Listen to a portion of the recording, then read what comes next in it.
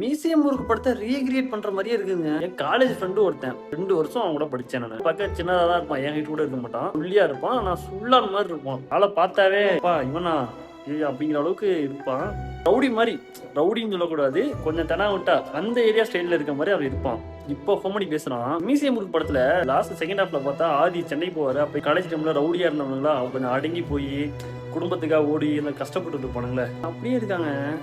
ஏன்னா இவன் அப்படி பேசி நான் பார்த்ததே கிடையாது. ரொம்ப அடக்கமா அவ்வளோதான் முடிஞ்சு மாப்பிள்ள, நல்லா இல்லை மாப்பிள்ள, எல்லாம் அடங்கிட்டேன், பிரச்சனை அப்படி இப்படின்னு சொல்ல எனக்கு அப்படியே கண்ணு கலங்குது. ஏன்டா எப்படா இருந்த நீலாடி சின்னதாடா இருப்பேன், ஆனா உடனே பார்த்து நாங்க பயப்படுவோம்டா, சக்தி வருவான்டா அப்படிங்கிற மாதிரி ஒரு மாதிரி ஃபீல் பண்ணுவோம்.